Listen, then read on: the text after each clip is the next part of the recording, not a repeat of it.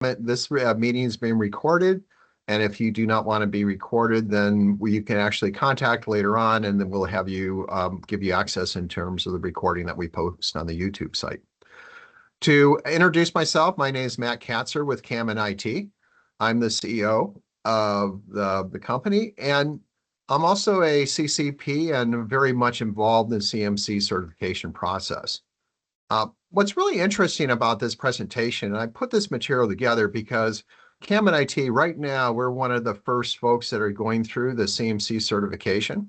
We started our kickoff on January 3rd, and our formal certification review and our assessment is scheduled basically on the 27th. So this is very timely. And I thought when putting this material together is give you really the view of what the process and what has to be done and how you actually prep and get ready for it. We're going to have a follow-up webinar in February that's going to have more details associated with the things and lessons that we actually learned. A little bit about us, that those people who don't know KAMIND IT, we're a managed direct partner, and we're also an AOSG partner. And so what's unique about us is that we're one of the 200 managed partners in the US on the commercial side, and also one of the 58 AOSG partners on the government side. And when we talk about CMC certification, this is really extremely important because when you actually provision licenses in AOSG, and when you provision license in Azure Government, for certified companies, there's a whole process of what we have to do, go through a change control board in terms of how we make changes, how we set up the environment to handle CUI, which is known as confidential unclassified information, and just the structure and the process and the discipline that you have to go through it. So it's kind of a very exciting time for being this in the business and see the changes. So those that don't know about KAMIND IT, just give you a basic idea. We do managed cybersecurity services. Everything we do is around the NIST 800-171 framework. We also do CMC Level 2 services for defense contractors and other VACIO services. We have compliance services also in the commercial space for FINRA and SEC, and we do HIPAA and the new ruling, which is called the NPRM, which is coming out with the changes for HIPAA. And it's kind of interesting because the changes that HIPAA is making is based on NIST 800-171 on the December 16th release. In fact, you'll see a lot of other changes coming through the federal government.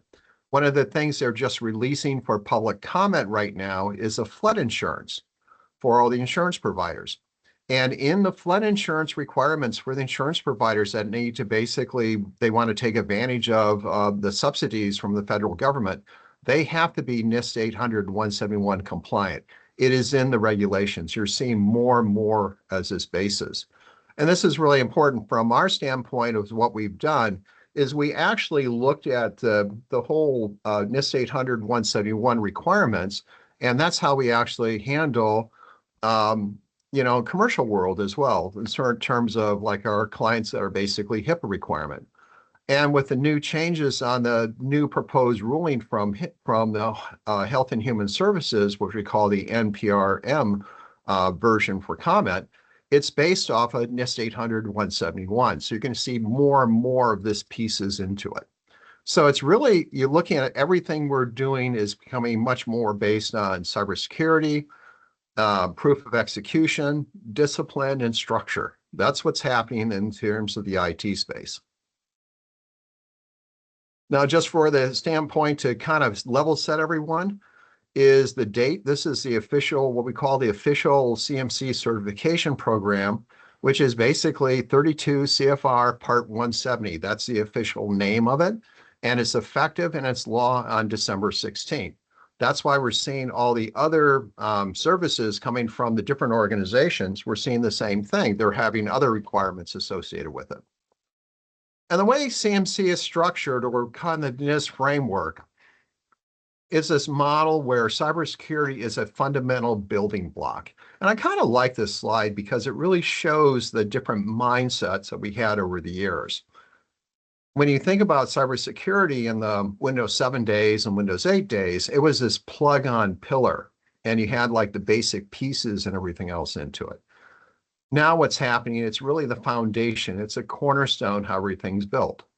We provide a application called like Guard Plus that helps us generate what we call the object evidence or proof of execution. How we actually do it, we built that application with cybersecurity in mind. We built it so that we can actually carry that application through our level 2 certification and our level 3 certification that we'll go look for in terms of in 2026. Now, to level set everyone in terms of the pieces, so we're talking about the same things. And for those that are not in the defense space that are commercial, you think of CUI mostly of internal secrets or, company confidential information in terms of trade secrets. But the formal definition, I circled this, and this is directly out of the 32 CFR. CFR stands for the Code of Federal Register, is that it's information the government creates or possesses, or that any entity creates or possesses for or on behalf of the government, that a law, regulation, or government-wide policy requires or permits the agency to handle using that. Kind of very specific. Basically, it's saying that when you have confidential unclassified information, you have things that you need to do. You have to protect those things. And that's what really comes down to what CMC is about in the NIST 800-171. You have to protect the information, and it really is talking about the assets of the company. Now, you can have looking at yourself from a commercial company or you're a healthcare provider. It's basically how you're going to manage PHI, how you're going to manage trade secrets. And so that's what they have some key definitions on it. So an asset is those things. It's laptops, it's tangible type physical items in the organization that you have to manage and you have to secure. Now, the other key thing is something this term called security protection data. Now, what this is in a nutshell is that the simplest way to look at it, you have a spam filter. A spam filter is known as a security protection asset. That spam filter generates security protection data. And then as you kind of manage security, you're managing that data as you manage in those assets. And that's the whole basis when you look at how the NIST 800-171 is set up. And so you're really trying to look at things from a management standpoint and how you actually manage or control access to CUI. And you're going to use different tools that going to help you limit access. And those tools are going to be like SPA. It could be a tool to basically process, you have permissions to access a file. Those are the type of things that you have. Now, all that pulls together, and what's really happening is that you're seeing this one thing called the System Security Plan. And what it is, and I circled this, it's a formal document. So, and you're seeing that we're seeing this in terms of the new changes in HIPAA law. We're seeing this also in terms of like the new flood insurance program. They require a system security plan, not what someone says you're going to do, but a formal document that defines the policies and processes and how you actually implement it and what you're going to do. So when we go through CMC certification for ourselves, we have to generate that information, have that thing put together, and that's how we manage our environment, manage our security. Now, there's more and more terms that we actually have that I don't want to totally kind of get you in too much of a definition, but you go to this, go to the DoD CIO portal, and that's where you actually get the information. So if you go to the DoD CIO portal, defense.gov, then you can actually get the glossary, get the specifications that you actually need. So, okay, let's look at what's happening, give you some of the bases. And so really the current law has really two pieces. 32 CFR is the law. That's passed December 16th. It's effective and it's in place. Now there's another law that's going to be published, and we expect this to be sometime about really in the next couple of weeks. And basically that's known as 48 CFR. That is what the defense contracting officers use to define in terms of what contracts are required to have what level of CMC certification. Can you have a self-assessment? Do you have to be certified? Is it a level 2, level 1, or level 3? That's what 48 CFR is. So 48 CFR, we expect in terms of the timeline, and this is important, we expect it to come out sometime in terms of Q1. And it's going to be pretty much going to be in place and by 6/15. So now you can talk about if it comes out in February. Now, this is where you can be a betting person if you like to play the lotto. What happens is that if 48 CFR comes out, let's say in the next couple weeks, that means there's a 60-day waiting period before it comes law. And let's say it comes out by the end of March, the end of January, then it's going to be law by the end of March. And there's a 6-month period of deployment, add 6 months into it, that gives you into October 1st. And lo and behold, October 1st is a new contract year. So pay attention to 48 CFR, pay attention to the dates, because you're going to start seeing CMC requirements into the contracts. And you're going to have to either make sure you have done your self-assessments done, or you're basically have a certification in place by the end of the year. It's going to be a timeline. It's going to be an interesting race, but the clock is ticking, and no one should assume that this is not going to happen, because it is going to happen. This is what the DID CIO website looks at. So go to that link I showed you earlier, look at the CMC, that's where you download all the necessary documents. And this is the single point of truth. So what everyone says on the web, different forums, everything else, it comes down to what's posted in this site. This is what the law is. So look at some of the changes that you have in terms of CMC model. Level 3 has 134 requirements on a combination of all you have to do level 2 plus an incremental on top of it, which were from the 800 172. What we're talking about ourselves going through right now, we're going through in terms of level 2. And in terms of the FAR clause, which is going to be level 1, this is what you're seeing in all of the federal government cybersecurity claims, like the HIPAA, for instance, that you're also seeing in the flood insurance type bill that's going through, that's published in the Code of Federal Register right now, is going to be this level 1 requirements. So this is what's happening, and everything is being pushed into this model that you have to basically go through a formal certification structure. And I just put this as for an information flow so you see the difference is basically you have level 1 controls, level 2, level 3, and how they basically map to each other. So in terms of just an example for system integrity, for system information integrity. Now, one of the other pieces that you'll have that pay attention to is the way the assessment guide is. They made some changes in terms of guidance for level 1. That's what you get from the DoD CIO site. And they also define that there's a self-assessment for level 1 and 2, and there's also a certification for level 2.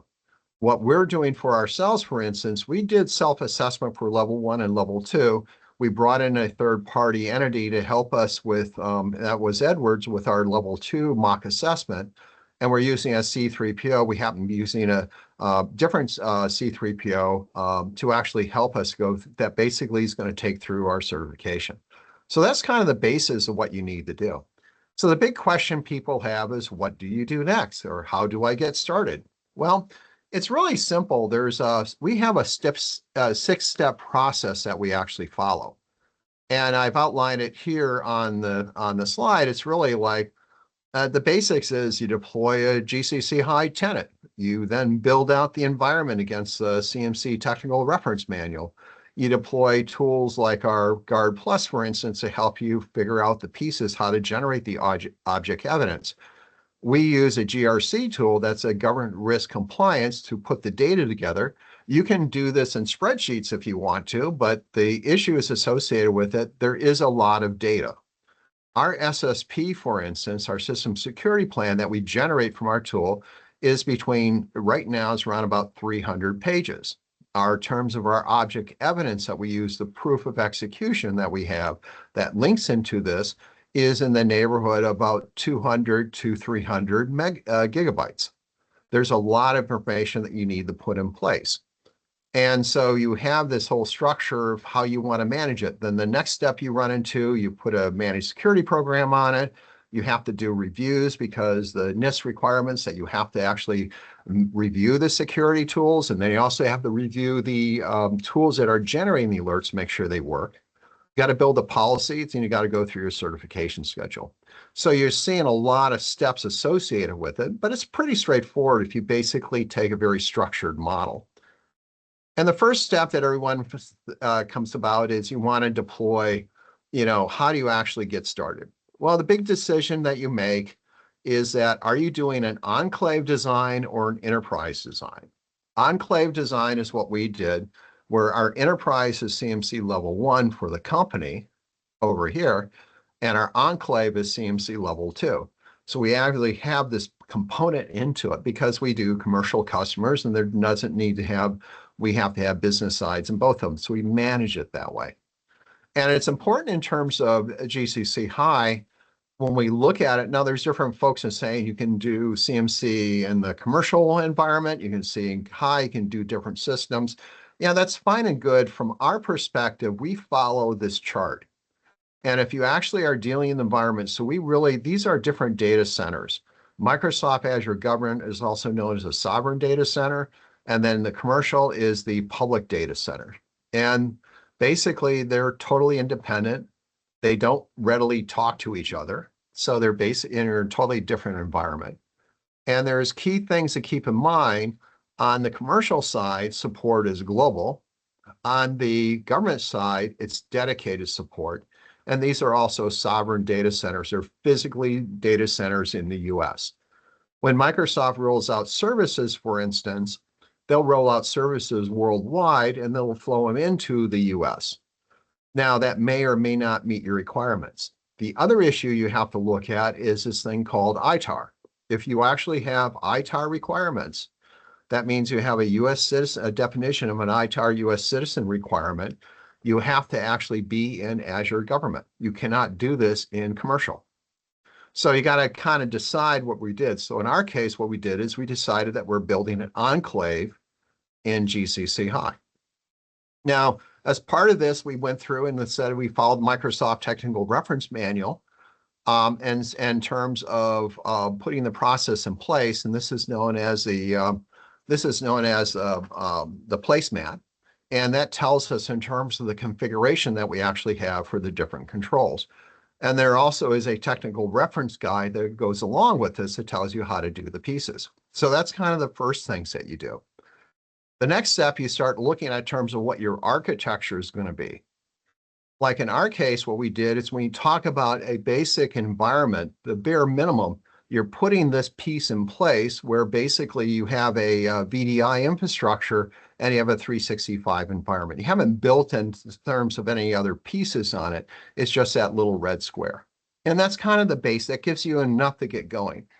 And the reason why you're doing VDI, and this comes down to your organization decision, because if you're basically take a laptop and you connect into Azure Government, then that laptop is going to be in scope. And if that means it's in scope, that means that from an assessment standpoint, your firewalls, your Wi-Fi, all the infrastructure is in scope. So you have to really think about what the design is and how you want to put it together. In our case, we basically went the VDI route to reduce the scope and keep our costs under control. So the next step you actually go through, or we call step 2, is you got to secure the environment. Now, what is really, and this is kind of where you get in this questions about what is like managed security, what is, in terms of how you actually do it, what type of services that you actually have. And different service providers will actually have capabilities, but it really is this chart that right here is what you're looking at. Securing an environment means managing the MITRE kill chain. And that's a secret. And that's how you have to have it. Now, when you actually use different IT providers, for instance, one of the questions you actually have, are they going to control, process, or transmit CUI? And if they do, or if they have SPA assets that actually control or process CUI, then those assets are going to have to be FedRAMP compliant. So there's a lot of rules associated with it. So you have to really think the environment. When we went into the Microsoft infrastructure, we designed it in such a way that we kind of minimize what the activity is. And this gives you a better idea what in terms of a larger picture, what you actually have, because you're actually doing insider risk. You're looking in terms of indication, what's going on. You're looking at the way the data flows in the organization. You're looking at the way the different apps work in the organization. So when you do a security build out in terms of the phase 2, you're actually now building out this cloud in such a way that, say, the entire boundary now is part of the environment. And so you start looking at how you want to actually handle things. And the next part that you run into is when you do the step 2, you have to go through and you have to scope the environment. Like I have this small area in here where we actually have CUI, and then I have to define in terms of how that's going to access. So I have to identify the assets that's going to control, store, process, or control CUI, because that's part of the requirement in terms of CMC level 2.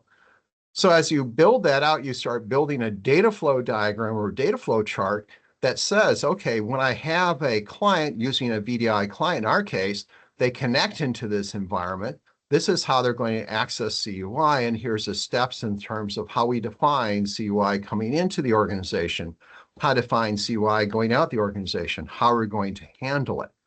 So like even in our case, we have CUI. If we do actually ever get CUI in a paper form, we actually have a lock cage marked with the CUI markings that we're supposed to, an area that's actually controlled with necessary cameras and badge scanning on it to make sure that we meet the requirements of it. So even though you don't have certain things, like we don't plan it in our GCC high, you have to basically build the environment such that you would have it. Like we don't ever plan to have CUI in our environment because the way we actually manage our clients is pretty unique. We are custodians for them, so we manage in through their environment. But we build our environment in such a way that it basically meets all the requirements in case we do have ever had a situation where we have CUI. And that's the key thing that you do in the certification side point. Then once you go in through the process and you go build it, you build these things called artifact, which is basically, there's different definitions of it, but it's OE here stands for object evidence. It's a static configuration. In this case, we're showing that we're doing identity protection, how we're going to block access onto it, and what control that it actually meets into it. And this is important because when you go through an assessment like we're going through, we're going to have to actually show and explain what the configuration is and how do we actually put it. And the reason why we have to go through this model, because as for our clients, for instance, that want to use our services, they want to inherit our controls and inherit our management to actually speed their time to, speed their time to certification and reduce their overall services cost. So the step 3 that you have is, and when you look at the NIST 800-171, you actually have to figure out how you're going to manage security. Now you can do this internally if you want to, and hire people. You can do an outsource if you want to.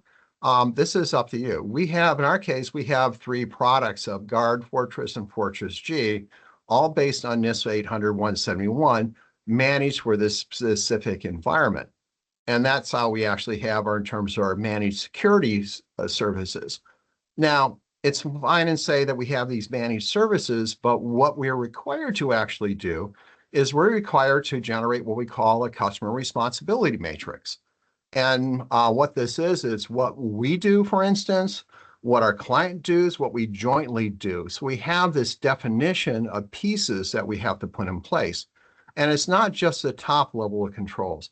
It's all 323 controls in the NIST 800-171. So you have to basically say, there has to be clarity. Who does this? Is this joint? Who does it? What type of process structure do you need to put in place?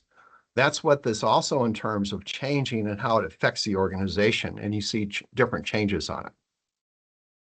As you look through the process and you get in places, then you have to go through a model where you do security reviews.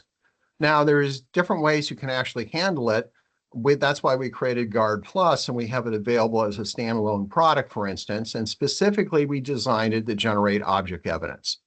And that's important because it takes about a good 20 to 40 hours a month of management. And what you want to do is reduce that down to 5 to 10 hours. And that's what we do with Guard Plus. And that's how you want to look in terms of the pieces. So as you go through this whole certification process, it's not just looking at the pieces you're going to do, but how you're going to maintain it. What's going to be your monthly cadence? What's going to be your quarterly cadence? How do you actually do the pieces? That's just a technical piece on it. So the next step that you actually run into is you have to start your policy development. So as you've gone through, you now have your environment in GCC High, you built out against a technical reference manual, you put a managed security services in place. So you're basically on following the cadence, you're following the specification requirements, and then you start doing policy development. And you follow again, where you do, you look at the scoping guide, you go back to the DoD CIO, it's a single point of truth. And then basically you have a couple of different processes you go through. You can either build policies yourself, you can get a policy from third-party services. If you're using partners, like let's say folks are using like KAMIND services or our Guard Plus tool, you want to require them to get the CRM from them or the SSP. So you're trying, because the whole goal of this we're trying to do is you want to reduce risk. And you want to basically make sure you'll be successful in your deployment. So part of this you have to go through and look through to make sure you really understand the assessment guide and the scoping guide. And, excuse me. And as you look through the pieces on it, the scoping guide is all about where's the data flow for CUI. And the assessment guide is basically what assessment that you're going to go through.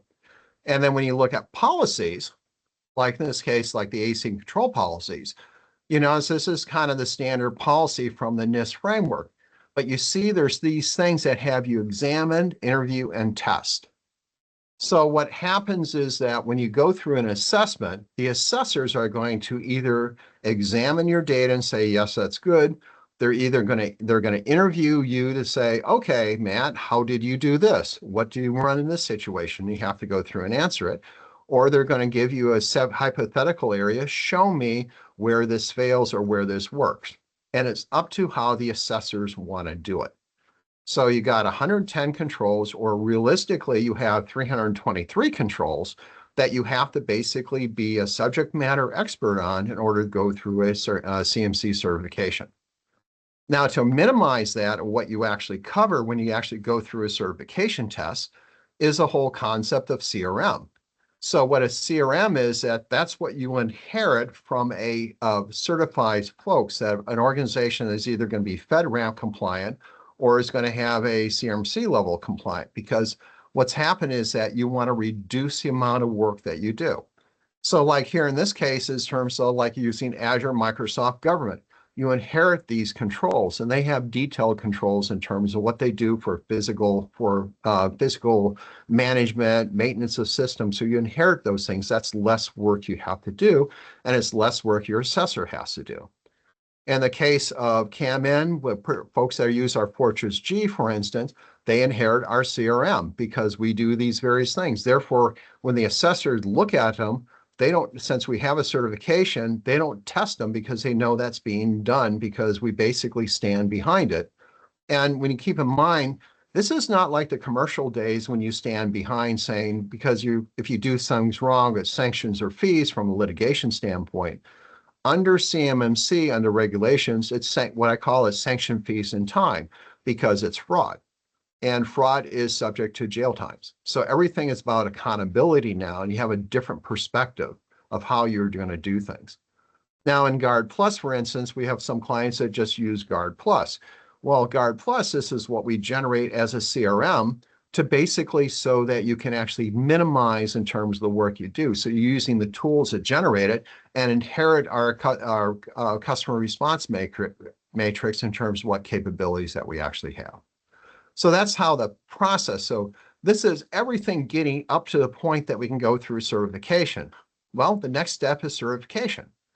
And the certification is really controlled by this. There's something known as a CMC assessment process. It's a CAP.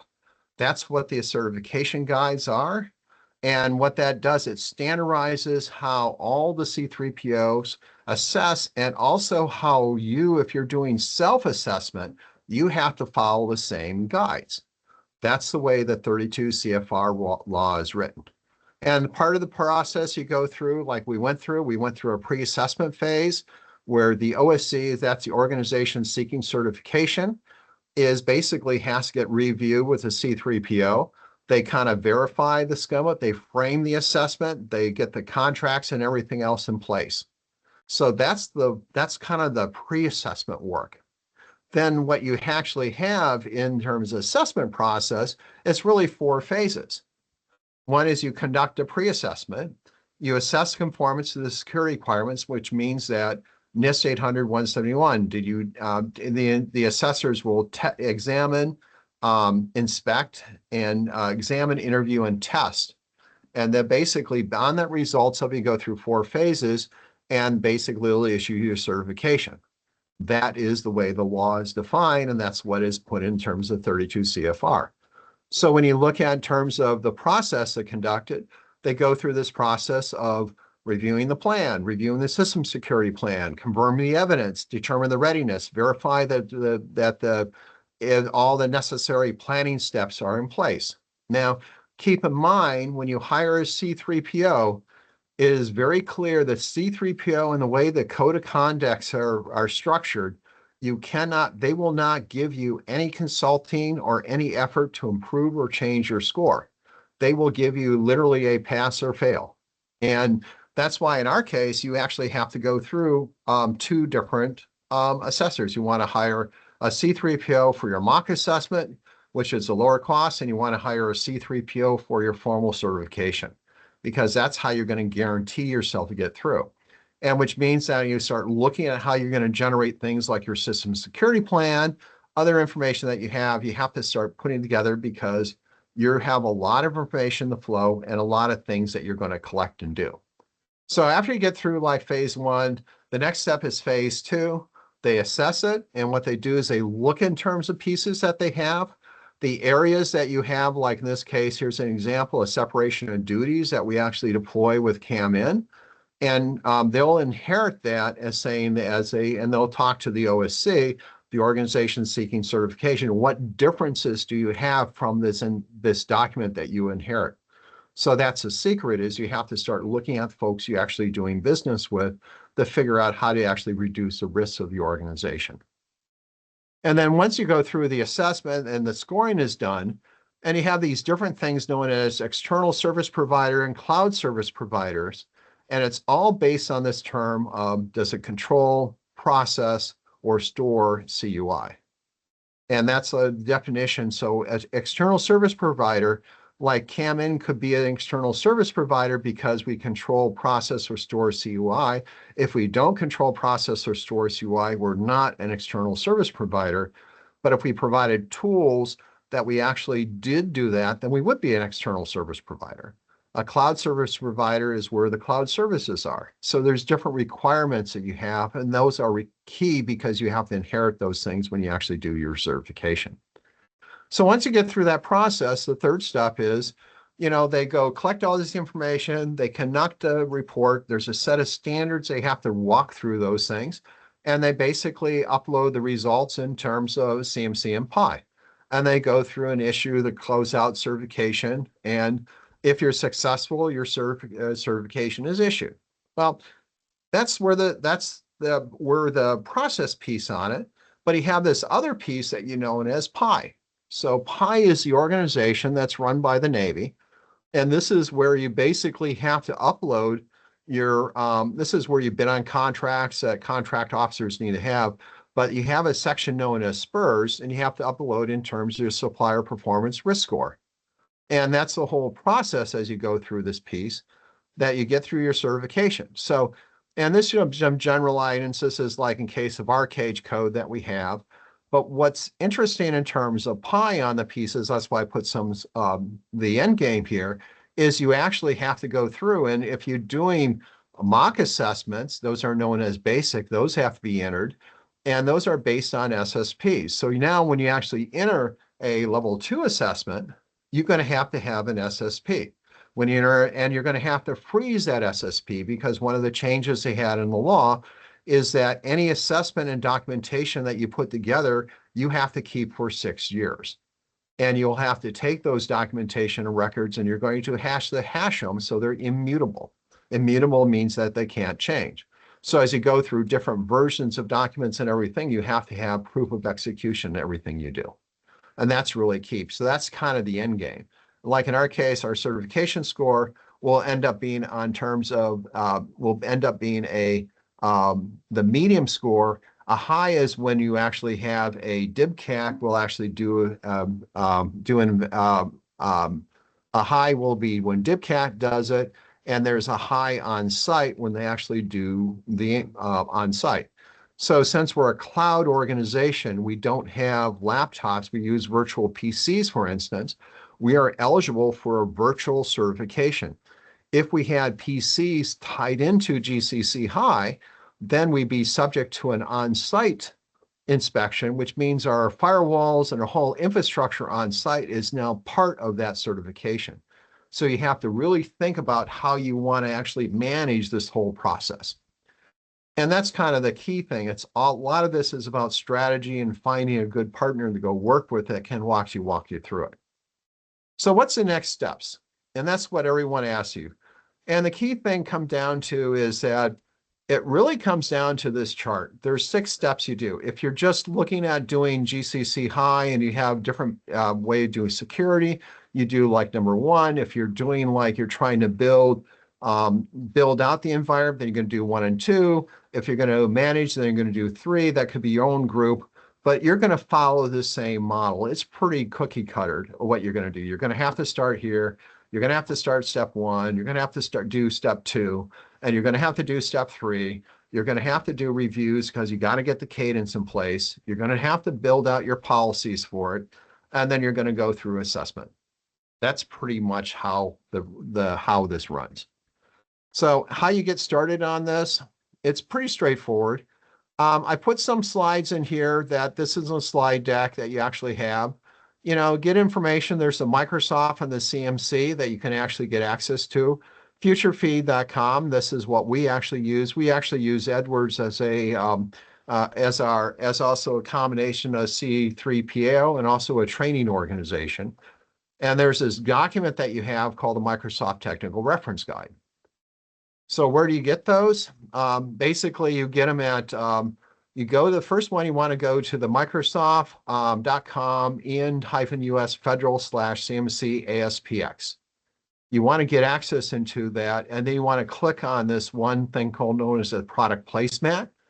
And what that will get you is this fancy product placement chart. And that's really key because that's going to define what the capabilities are for the licenses that you actually purchase. Now, if you're doing 365 government, and you're basically going for certification, you are going to either end up with an MS365 E5, you're going to end up with an MS365 E3 plus E5 security. That combination is what you're going to need because you need those functionalities for certification. Now, if you're a Boeing, you'll go do your own thing. You can do mix and match your licenses as you see fit and put other third-party services in there. But for most of us that basically are not a Boeing and don't have the budgets like a Boeing does, we basically are going to find the subscriptions that's going to mix. Now, when you download the product placemat, there's this, pay attention to this link over here. I just highlighted it. This is where you get the technical reference manual.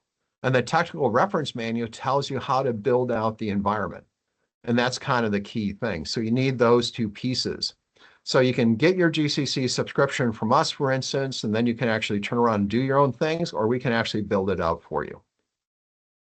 Now, how FutureFeed fits in here, the FutureFeed is just a GRC. It's a government risk compliance tool. We use it to put data together and aggregate data to reduce the amount of labor and effort that we have. There's all sorts of different tools out there. This is the one we use. And there's different folks use different ones from Comply Up, for instance. There's a whole ton of them that it just really comes down to which tool makes business sense for you. We like it because it gives you this good view in terms of what the controls, where you are in terms of the process as you go through it. It also gives us and it worked out well in our pre-assessment, for instance, because we actually have a record of where are we going with our system security plan. And so we actually going through our pre-assessments, for instance, the assessors actually had better confidence in us because they've seen the different versions that we had and seen that we actually are maturing and learning and changing things as you go through. So it's crucial to basically do the things and be upfront about it and basically record what you're doing. And then how can KAMIND help you? It really comes down, it's not just KAMIND, but anyone you're going to do business with. You want to be able to inherit the customer responsibility matrix, because this is going to speed your time to certification. So I just put two samples of here for like Guard Plus, for instance, has what it can do with the L2 certification to generate the necessary object evidence for you, but also our managed security offering, what the configuration setup and how it actually helps you. And so that's kind of the basis that you have to give you the pieces on it. And the real thing for you, and I'll open up for questions, we have some more time, but it's really, you got to start, make your decision. Are you going to be enterprise or an enclave? Build your infrastructure, deploy Guard Plus to evaluate your current security posture, and then start implementing CMMC L2. That's really the secret. And if you do that, and then you get in the process and you're just trying to change the methodologies. And, going through our experience, I look back at this, and I think this is one of the best things that we as a company has done. And it's changing the way that we do business and how we do things internally. It's making the services that we offer better, and it's making the capabilities and make sure that the predictability in terms of those services and what we actually detect and how we do it. As an example, in order to meet our certification requirements for like Guard Plus, we actually do sometimes a weekly or a monthly security check where we actually go validate the implementation of the security implementation that our security engineers have done, and are we expecting to do the same thing? So, and it works, doesn't matter if you're in commercial, doesn't matter if you're in government, the same process and same policies, you use them everywhere. And that's the key thing, because it basically helps scales your business and help you grow and keep costs under control. And with that, I'm going to open it up for questions to see if anybody has any questions.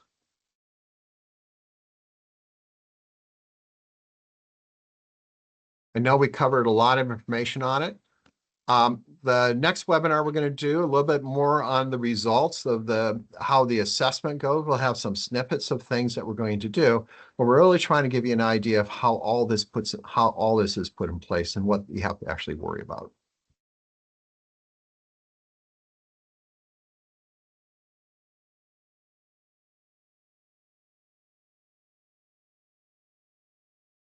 So is there any other thoughts or things, or are you basically overloaded with information that you don't know what to do next? Which I totally understand.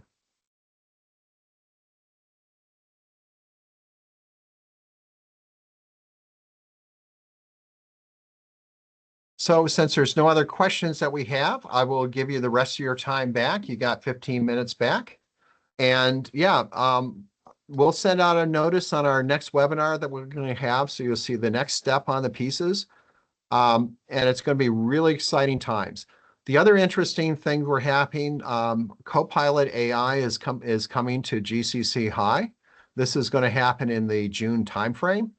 And it really is going to help in terms of how to drive security, how to drive document structure, and how we basically run our business. So it's going to be really interesting times ahead. With that, thank you very much for attending. And if there's anything comes up, we'll send you a notice when the link is actually published for the meeting. And if that, I will let you all go. And thank you again for spending your time with KAMIND IT and for our next steps on CMC.